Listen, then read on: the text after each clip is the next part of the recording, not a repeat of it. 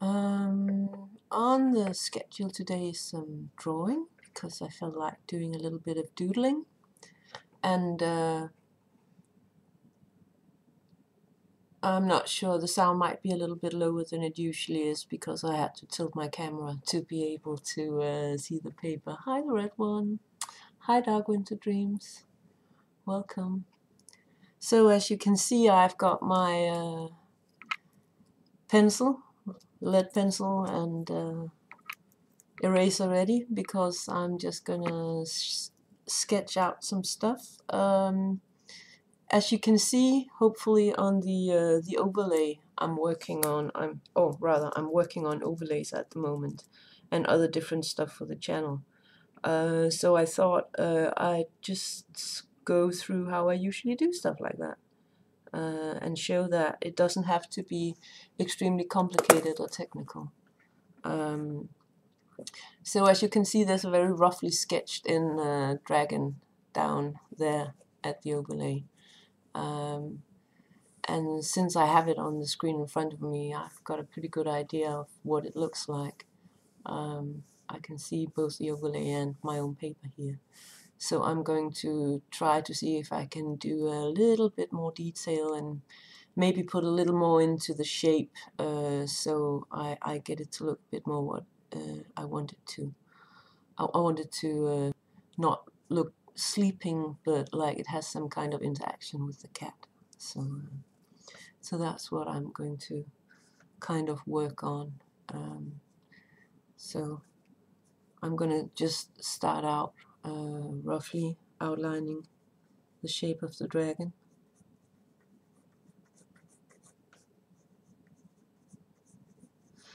And dragons is very individual. Luckily it's one of those things where people can't come and say, oh, a real dragon doesn't look like that, because there aren't really any real dragons. So it's like what you want. For some people it's slightly, the head is slightly horse-shaped. Others make it look more reptilian. It's really different from artist to artist. What version of a dragon they like. My dragons is slightly cartoonish, of course, because that's like the style that I draw. Someone told me once that I can do cute, and when I try to do creepy, it comes out as creepy cute, which is sometimes even worse than just plain creepy, because it's made with a cute style. So don't know whether to take that as a compliment or what, but I definitely do some semi-cute Cthulhu drawings once in a while.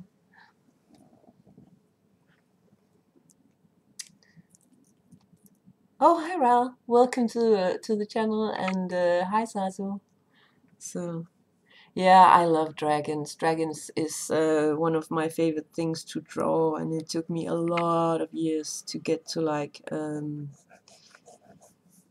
figure out the way I wanted them to be. And I'm still working on it. It's always like a work in progress, of course. So as you can see here, I'm not like going into a lot of detail right away. I'm just trying to also look at what is going to be in the body language of the dragon, because we know there's going to be like a little kitty over there sniffing inquiringly at the dragon. So I want it to be like both ways, a slightly curious dragon. And yeah, I draw a lot of dragons when I don't really know what to draw. It often ends out either to be dragons or female warriors, because those are two of the topics I've been drawing most of my life. I've never really been super into extremely princessy. When I got I don't know, when I became a teen, I started drawing girls in dresses and stuff like that. It was more like a fascination with historical periods. like I started drawing weapons. I remember I had some teachers who were really worried about me because I drew the things that I did, and dragons and weapons and stuff like that. Girls weren't really supposed to do that back then. I mean, isn't it fun to think about that? If you go back to the late 80s, it was considered really, really weird if a girl who was asked what imaginary character to marry, she would say, I would say either Robin Hood or Dracula. And that was considered really disturbing. And then think about girls and vampires today. I mean, it's more like standard than it's like anything disturbing in that. But rural Denmark in the 80s was very much play some soccer, drink some beer, find a partner early, get loads of children. And I wasn't really into a lot of any of that. As you can see, it's a talking day too, because I have to talk about something. But yeah, I drew a lot of dragons and weapons and monsters. And maybe I think maybe that's part of why it always comes out slightly cute, because you get kind of, as a girl, or you used to at least, be told that if everything had to be like super cute. Well, there was like, if you look at Dracula and Robin Hood, there was something that, when I looked at it, seemed to be preferable to a lot of other guys. For instance, Dracula, you got to stay up all night and sleep all day, which I was very into when I was a teenager. And you could really punish people who were mean to you. And I had a lot of trouble in school, so I was like, yeah, I'm into that. Let's do some of that. I wasn't a very positive teenager. Let's get that out there. But and Robin Hood, as far as I knew, lived in a forest, and I loved running around in the forest and climb trees. And in those old Robin Hood movies, they had like giant tree houses, and I thought, oh my God, that's awesome. That was like the Errol Flynn version. The more modern versions of Robin Hood came later in the 90s, I think. Back then, it was still like the Errol Flynn version of Robin Hood, with him swinging in a lot of chandeliers. And I thought, well, that looks okay. And Lady Marian seemed to get a lot of freedom, because he was always like off and busy doing some saving something stuff. So that seems okay. So the same thing about Dracula. He seemed pretty preoccupied. So, and had a good library. Hi, Timid Bunny. Welcome to the channel. Starting out doing some drawings. I'm trying to improve on the dragon that's on the overlay. Just showing a little bit about how I work on it. Let's see here. I wanted to still be there, but I wanted to, yeah, body language thingy. Need to get some front legs in there. Not sure I got the neck right the way I wanted it to be, but let's try.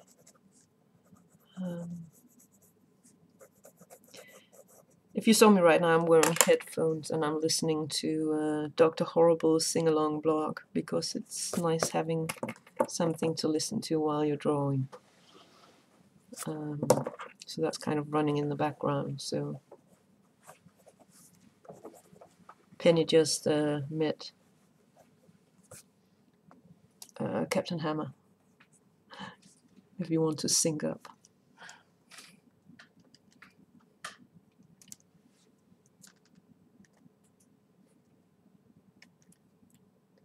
Let's see what this chat say.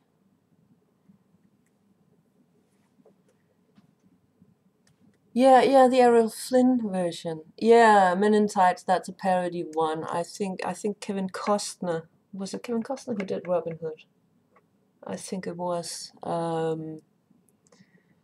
and today a lot of things, when you work with old themes like Robin Hood or stuff like that, there's always like a meta layer where you like using it to comment on something. This front leg is coming out wrong. While back then it was more just telling the story. There wasn't a lot of meta layers going on because it's like the original versions, or what you can say. I think some of the first things with a meta language I saw that was like probably starting out 60s, or maybe not really that.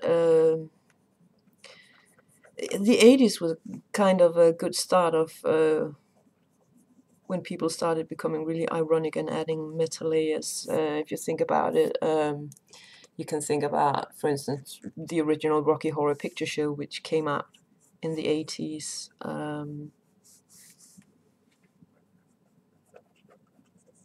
I think I need this one to be slightly pointed backwards. Let's see. There we go. Maybe with something out there.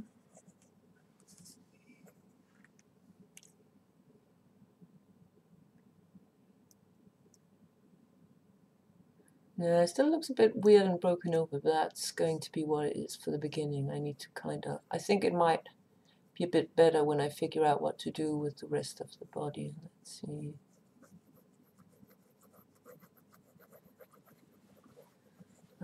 Because I wanted to stay like, there has to be like a line throughout of all of this, because there's like a practical purpose with this drawing, which means that in the end it has to fit into the overlay. So if I draw like a line here,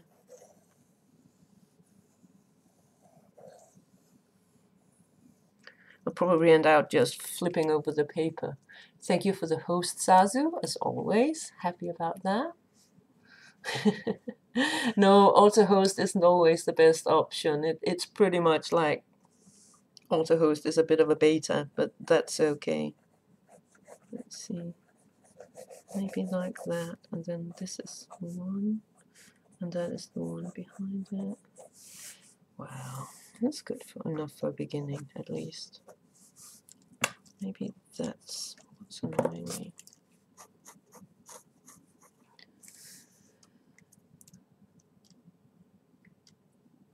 Hi, Pinky.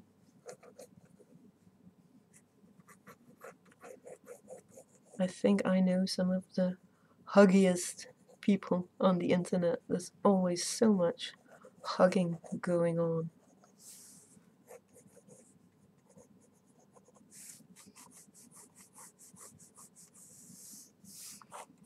Okay, help a little bit this.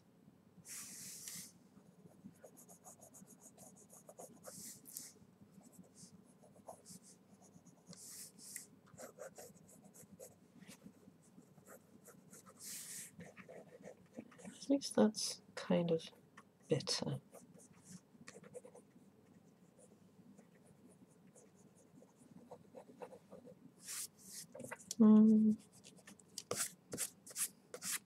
Oh, and thank you for the host, Binky, and thank you for the host, Ral. I do appreciate that.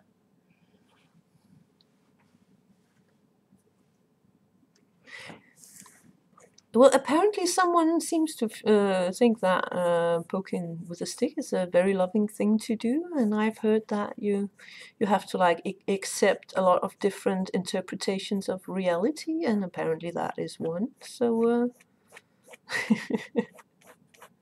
pseudo psychology, but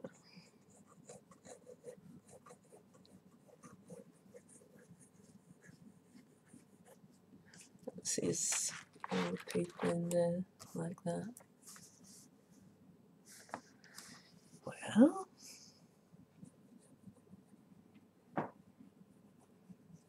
it does slightly look like a dragon, so pretty happy about that part. Of course, always need small spikes, because I always like that idea. Also because I always thought it was like, why would the thing about people riding dragons and stuff like that. I think dragons isn't really like a mount. A dragon in most mythology is an extremely clever and intelligent being. I mean, of course, there's a lot of dreams about wanting to ride a dragon. Sure, I get that, kind of like to be on top of all of that power, but I like the idea about a dragon, the original type, very, very old and very wise and a sneaky bastard. Kind of gives it a bit more personality than thinking that it's just some kind of mount or pet. So that, like the idea that you would have to make friends with it or impress it or something, instead of just, oh, I have a magical fate and is the chosen one, so I can just jump atop this 1,000-year-old beast and treat it like a freaking horse. That's kind of not what I hear in the original stories about the dragons, but that's a bit like Dracula that turned into, what's his called, that glittery thing that's supposed to be a vampire nowadays. Can't remember his name. Edward something, I think. So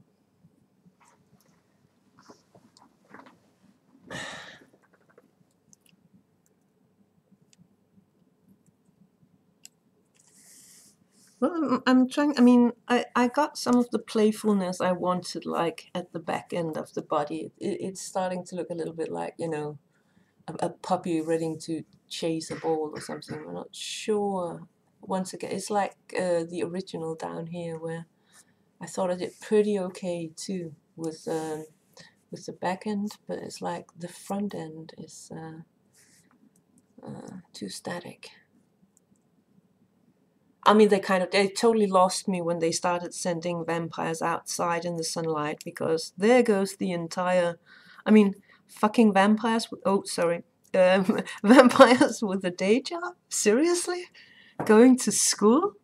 I mean, that's just far out. At least in Buffy, they had the decency of having them have to sneak around, and there was only like one magic ring. They all covered it, that if they got that one, they might be able to. But none of them seem to be wanting to do that to, you know, go to college or something like that. To, yeah. And, I mean, well, I'm probably a bit old and not that pink in my romantic notions, so, yeah.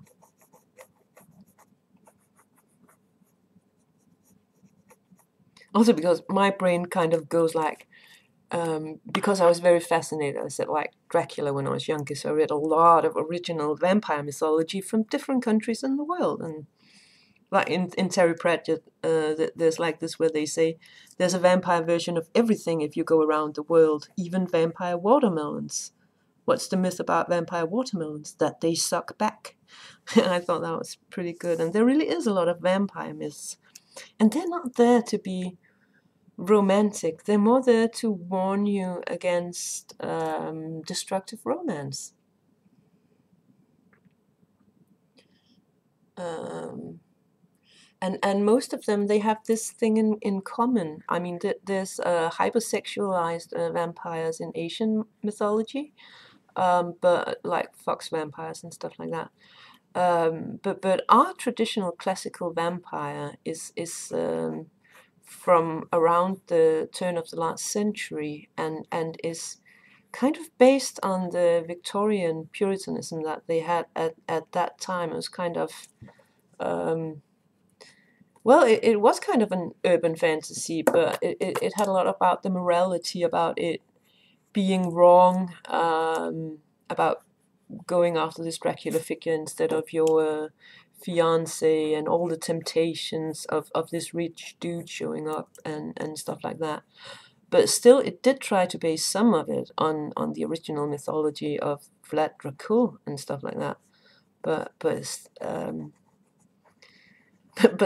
today's, I mean, it still had the theme that this was a monster, and you don't marry monsters.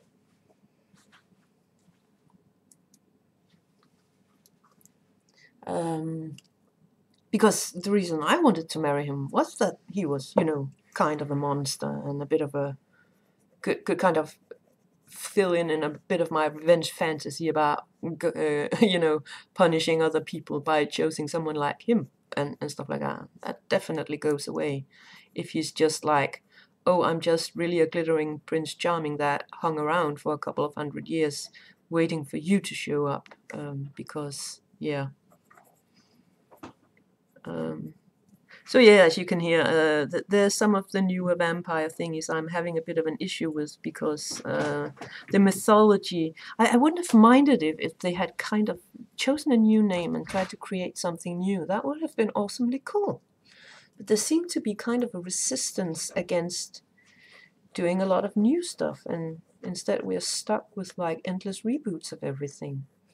Some of it is quite nice. I mean, I'm pretty happy they decided to do the Ash and Evil Dead series, because I love old school gore and special effects where you can look at it and kind of try to figure out how did they do the latex and how did they do the blood work and how can I do the same for a great Halloween effect or something like that.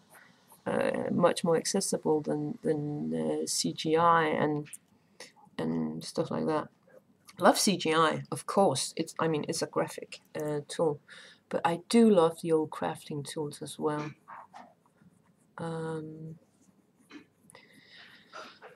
No, so all this started out with me going on this rant because, like I said, I don't like. I like the idea that you can be perhaps friends or allied with a dragon, but I like the idea that somehow out there, in a non-religious matter, a recognition that something is bigger and badder than us.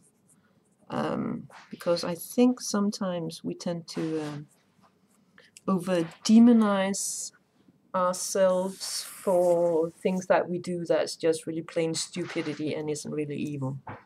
And the idea that there's something mythological out there that's like old and ancient and shows that something can be both, there's like a duality to the old dragons. You could bargain with them and you didn't sell your soul like with the devil. You could actually get some benefits out of it. But it was always something where you had a trade because this was an intelligent being you were working with. Oh, yeah, I just saw that they have been given the go-ahead for Evil Dead Ash vs. Evil Season 3, and that is so awesome. The worst thing is I don't have access to Stars in Denmark, so I'm going to have to figure out a way to get the DVDs or something, because the streaming option seems to be unavailable to me.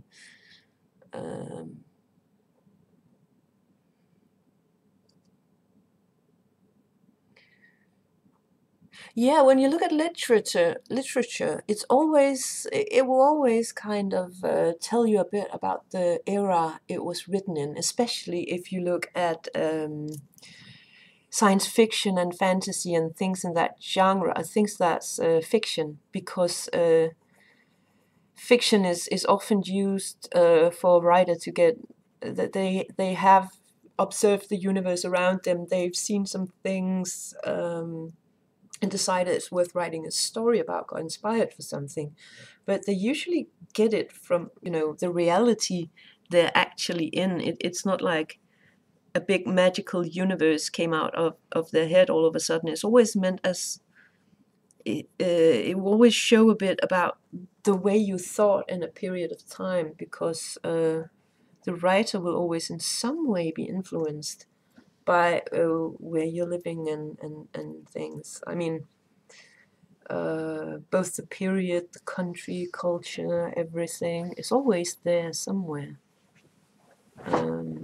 Like with me doing things cute, because that was the easiest way to get away with it when you're doing something, drawing stuff that's not socially acceptable.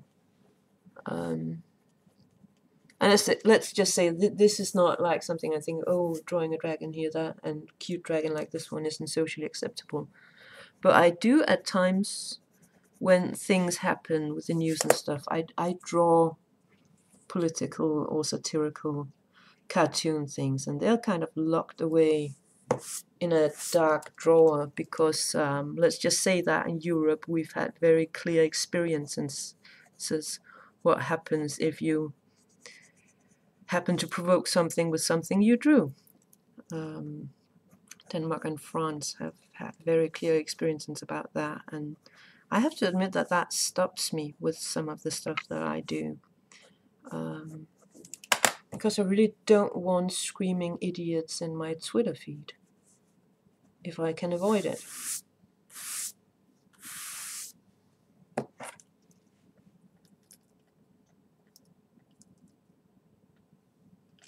Oh, yeah, a serial killer, yeah.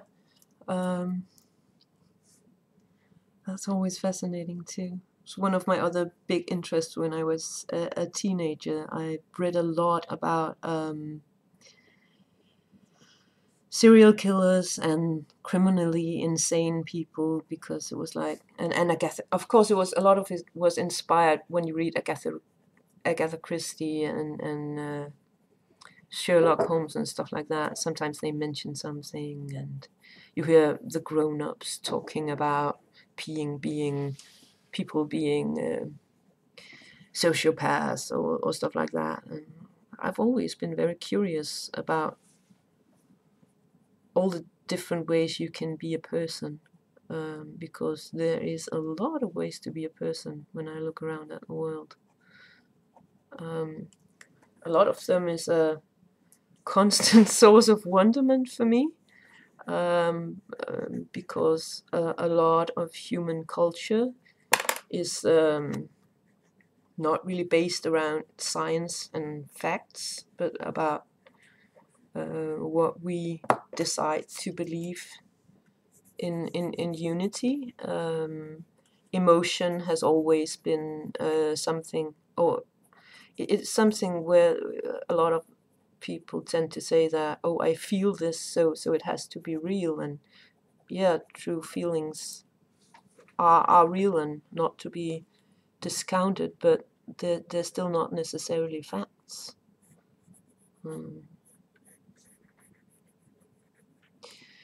Yeah, this is rants because when I just sit and draw, I never read the book Silence of the Lambs. I saw the movies, of course. Or did I read Silence of the Lambs? I know I read, what was it called? Red Dragon. No, it was more like historical documents about serial killers throughout the time. And most of the like crime stories I've read have been like what you consider classics. Again, back to the fact that a lot of the books I've read when I was a really avid reader was when I was younger, and it's not that easy getting books written for an English-speaking audience when you live in Denmark in an age without internet and Amazon.com to kind of get those things. I mean, it's not that I'm from the Stone Age, but I was born in 1974, so I mean, I was 26 before this millennia even started. So a lot of my formative experiences is from the 80s and the 90s. And as I said, there's been a thing earlier in Denmark where if you wanted to read a book, you had to wait until it got translated into Danish, because unless you lived in a bigger city,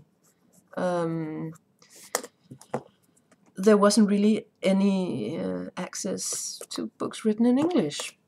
But when I had the option, when I got older and got access to going to bigger cities, I bought a lot of English books. And one of the first writers that made me decide that I had to be really good at English if I wanted to read stuff was that I read Stephen King in English. Tried reading Stephen King before in Danish, and really couldn't understand the hype, got to the conclusion he was extremely boring. Then I read one of his books in English and I was like, whoa, this is scary stuff. I love this. And I've tried reading the exact same book in Danish, and the translation was just so flawed that all these the suspense and horror kind of went totally out the page. Same thing with Terry Pratchett. I absolutely love Terry Pratchett, but the first of his books I tried reading them in Danish, and these were clearly children's books for kids below the age of 12, and I didn't really have an interest. Then later on, I think I was 19. Yeah, 19. I lived in a slightly larger city, and there was a bookstore there that sometimes had they had one shelf of English books, and sometimes there would be a fantasy or sci-fi book. So I went there to look, and one day they had Terry Pratchett's Lords and Ladies, and just reading on the back cover, it said the elves are back, and this time they don't just want your teeth. I was just like, oh my god, that's hilarious. And I took the book home, started reading it. It was in the middle of the series and even connected to some other books. But I laughed so much reading that book that I had a stomach ache. And it was definitely not a children's book. It was definitely something with a lot of layers and a very advanced use of meta references and language, and really, no doubt that was a talented writer. But once again, the translation took Terry Pratchett and turned it into children's books. So if anyone out there is wondering why once in a while it's a good idea to learn another language, well, you might discover a whole new branch of literature, because you get to read it in the writer's own words instead of someone trying to translate it. I mean, a lot of translations, they really suffer because of cultural differences.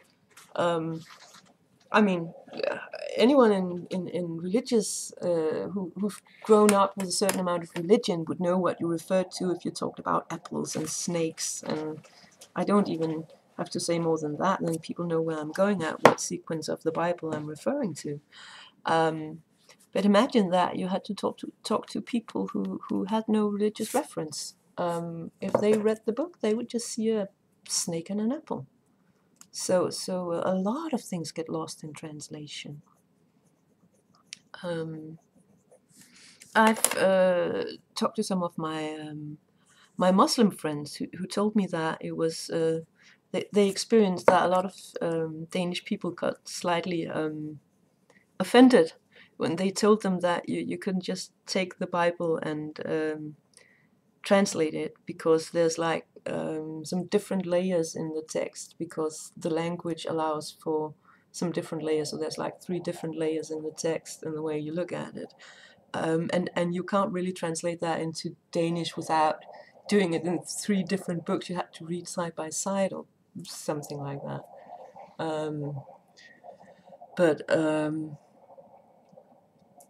But I kind of believed them, because I also I've read the Bible in a couple of different languages, and I have to say it's not the same thing that it says in the Bible when you read it in different languages, because for instance, the English language has a lot more words and variety than we do in our Scandinavian languages. You can take like a sentence of 10 or 15 words, and because of the nuances and the choice of words, you can make a sentence of 10 words that's really complicated. While in Danish, you might have to do 5 sentences because you have to describe. Yeah. Oh, the Bible is really interesting, Sazu. Actually, as a I think I thought it was important to read it as a cultural reference, and the same thing with the Quran. I mean, I've only been able to read the Danish translation of the Quran, and that's it. The reason I say I can believe my friends who are Muslims and family members who are Muslims, that it loses a lot in translation is that it looks pretty confused language-wise in some areas. And with the Bible, you will see if you get it like an annotated Bible, you will see that there's, it will say that this paragraph has doubt because in the original Greek version or whatever version they based it on, because there's several original Bibles and different parts of the Christian religions, they use different original Bibles as the version of their Bible. And you mean today we even write kids' Bibles. That's kind of more explanatory and stuff like that. So as a culture and reference, I think it's important to know what the hell people is talking about. And I'm not religious, let's say that as well. I just don't understand religion on a level where I found it necessary to try to figure out what it is I'm not understanding. Oh, Dogma is an awesome movie. I love Dogma.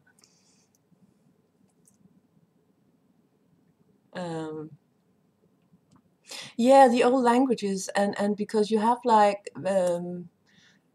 we know today some things about the historical things that's happened in the eras where different documents were created, because we've started to get a bit of a more integration into our world history, where we're starting to accept that what other cultures say about their past might be as relevant as we say about our past. I mean, especially since they actually found Troy, which they thought was a myth, and several other archaeological findings. That's kind of the Dead Sea Scrolls, not the least, showing that a lot of the things that you read in so-called mythical text has some actual basis in reality. And what you're reading is like, imagine you live in a culture that has almost no people who can write. What way does a story get told on? It gets told on verbally. And I think most of us somehow got into a situation where we had to try that game, where you're kind of in a circle and you have to whisper into each other's ears, and then see if the message that started out, what it turned out to, get all the way around.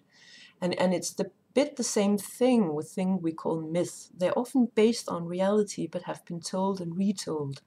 And the reteller will sometimes have been a person who wanted to get a bit of more drama out of it, to kind of, maybe it's been like a troubadour, what do you call that? You call that troubadour? Someone who sings a story. Oh, wings. Someone mentioned wings. Yeah, it should have wings, shouldn't it? I'm not sure. It could have wings and then just have them like drawn a little bit back like that along the body. Or maybe say that this is because it's not really that big, this dragon. It could be a baby dragon, so it could have really, really tiny wings to show that it's a baby dragon. That was an idea. Let's see. If that's a leg, it would be about there, I think. Oh, that's one of the fun things about drawing imaginary beings is, yeah, you have to try to imagine their anatomy to kind of figure out, oh, so if they had a wing on top of their front leg, where would that be? And yeah, so somewhere around here, I think.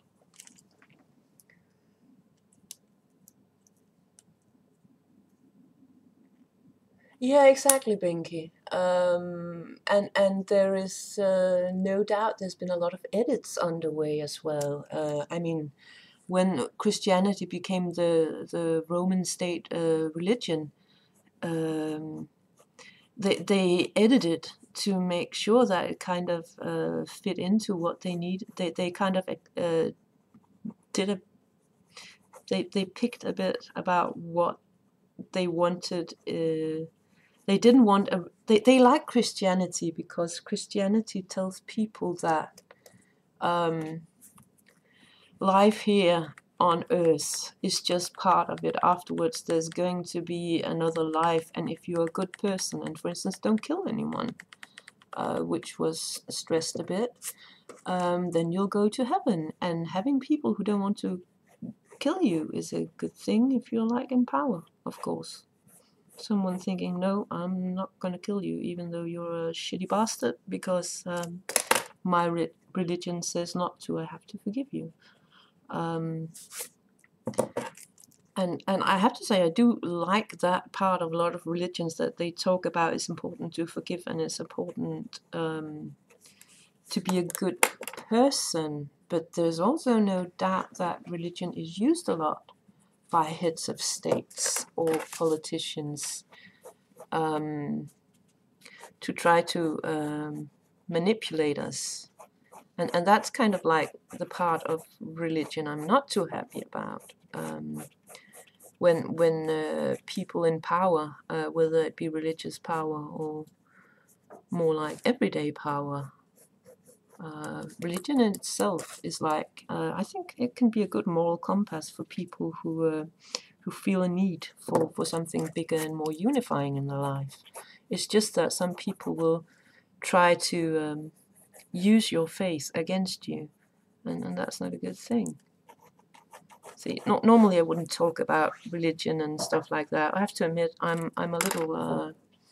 I've been stupid enough to watch some of the election thingies from the US, and that will affect any sane person, I think. So just wanted to make sure that people in my channel understand that I have no problem with people who's pro-religion, and I have no problem with people who are against religion, as long as we can talk about like this as a civilized discussion. I hate it when people yell hate at each other. Yeah, I'm kind of hoping that we can get a bigger separation between state and church in Denmark as well. We still have a state church, also a bit tight. It's like God, king, and then country. One of those old school thingies. So sometimes your legislation will kind of punish you because it was written in a totally different era, but at least it makes you think a bit when you read it once in a while. So, well, it kind of looks like a dragon, don't you think? At least in my world, this could be a dragon. The wing is not really the way I want it, but it's pretty okay. Yeah. Yeah, and I have to say that religion is a topic that I don't feel that bad about having in my channel once in a while. It's more politics I'm trying to avoid, because that gets really, really dirty really, really quickly. Being good on Good Friday was a thing. I don't even know what Good Friday is. It's probably translated to something else in our religion. I mean, Denmark, you have like, I think Denmark is, we're in a bit of a weird situation, because we got secularized, is that what it's called? Religion became a personal matter instead of a state matter. It's some time ago. I mean, we were part of that whole Martin Luther original thingy, Reformation and stuff like that, and I think that fit into the Scandinavian personality a bit better than the bit more, what can you call it,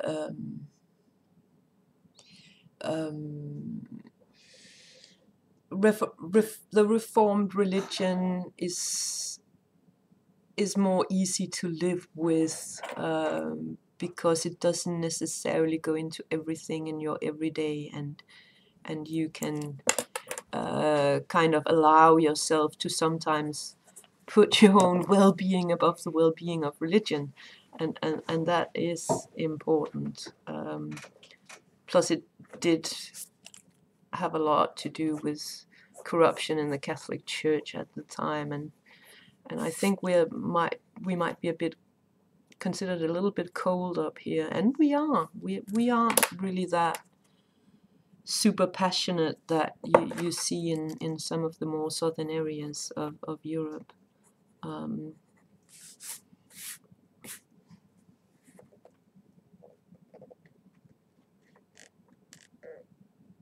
The Friday before Easter Sunday, yeah, okay.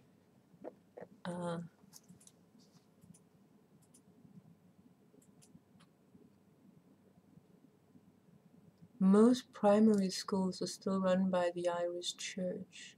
Yeah, well, that's one of the reasons I got fascinated with religion. It's the fact that I can see that in a lot of country, it's a really, really big part of everyday life. And I have a family where people have a tendency to find some kind of.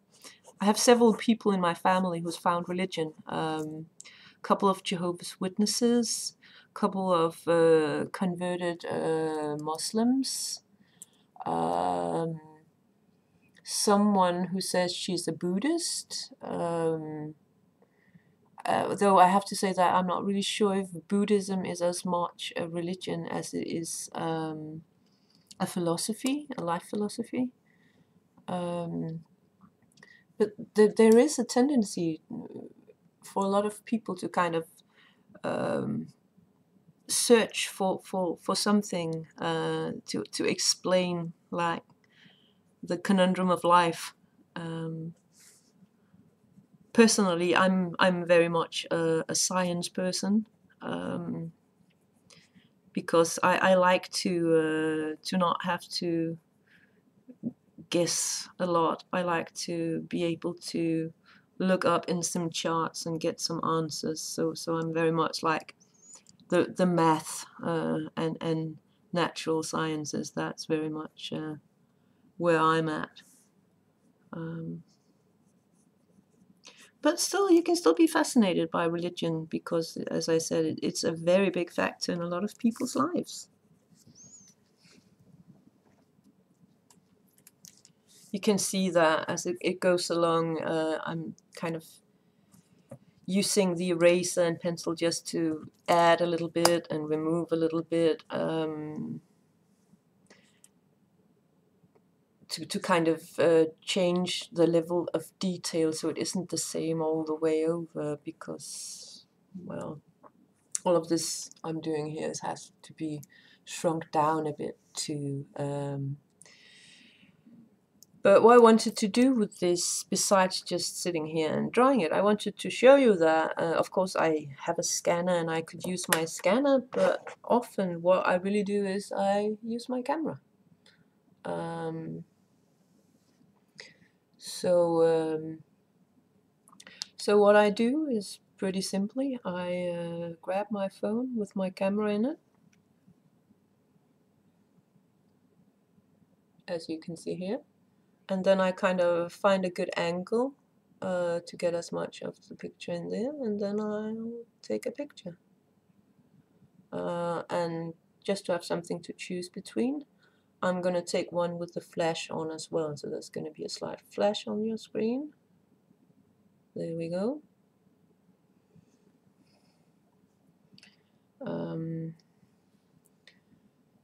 That gives me, let's see if I can get this one, this picture and this picture to choose from.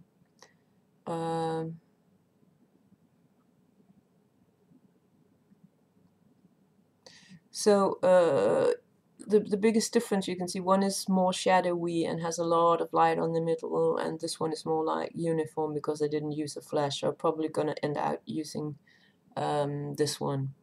Now, to show people what I'm doing, and because I need this, I'm going to post it on Twitter, because that way that's a really easy way to get this picture from my phone to my computer. So I'm going to share this on Twitter. Drawing a dragon.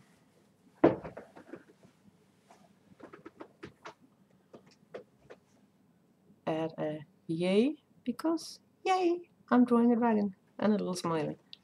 And let's see, post that one. Yay! Tweet.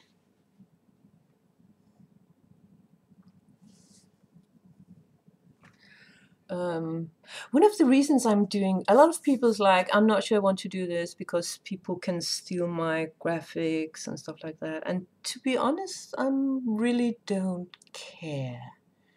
If any of you like some of the stuff I'm doing, feel free to download it and print it or use it in something that you're doing.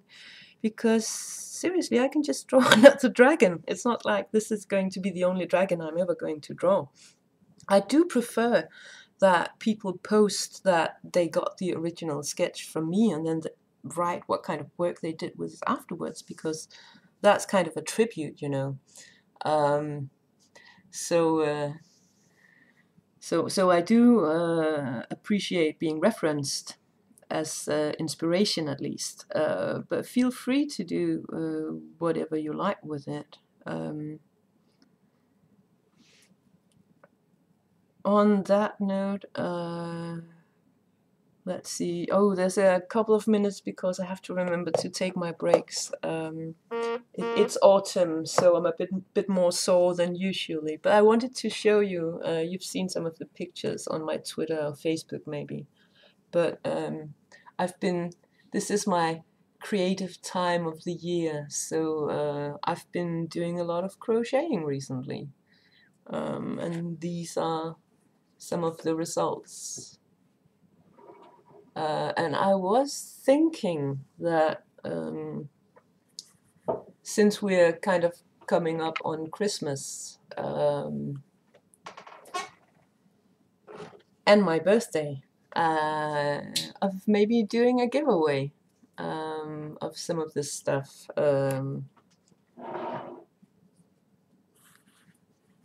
Because those of you who don't really have any need for a little handbag might have a mother or a sister or a friend or something that would like something like that. So if any of you think that's a good idea, I think I might be doing that with some of these. Because otherwise, let's face it, they're gonna end up in the same box in the basement where I've got handbags and hats and stuff from other years. Because it's like an annual event that I go crazy in autumn.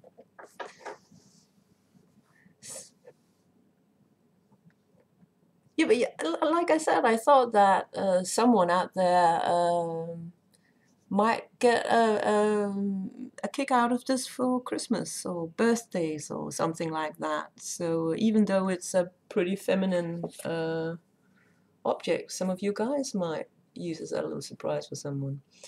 Oh, and for the girls, if you're thinking, oh, that'll never hold my phone. No, but what it will hold is all your dice if you need a dice bag. So you can always use something like this, and it is an excellent size for something that's just a purse. They are tiny because it's just so much faster to make something that size. And these I can do like one a day or something like that. So oh, well, I remember I'm going to go into my computer. No, I'm gonna take a break, and when I come back from the break, I am going to show you how I'm loading this into GIMP, because that's pretty easy now that I have it on my Twitter. So let me just use a little bit of time to get Sims online so we can have our SimCity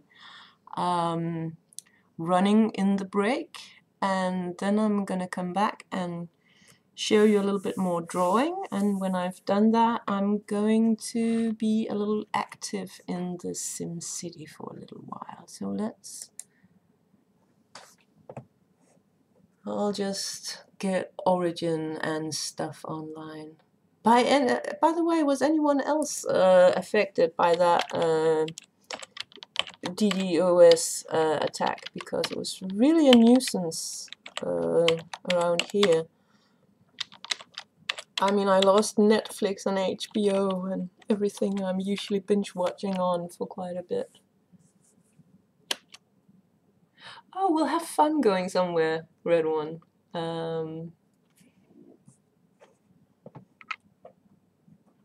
And appreciate that you took your time to swing by. Always do.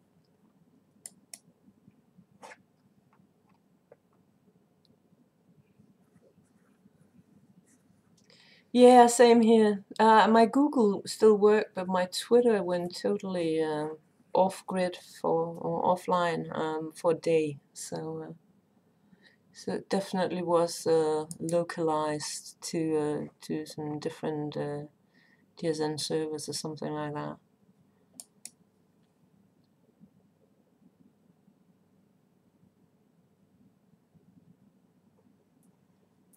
Not going to be that long, then Sims is going to be online. Let's just switch to the other overlay. There we go. Fix the camera. 1 second there.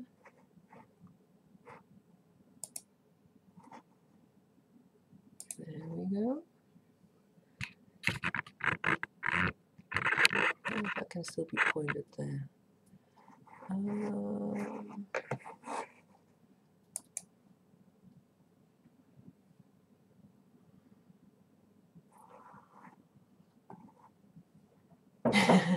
I might be back. That was a great Arnie reference. I might be back. It'd be so much fun if that's what he said. Not sure it would have had the same effect.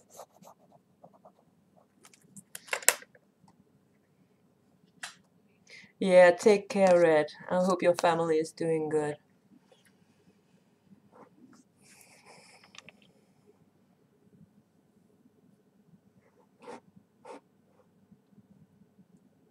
Bye.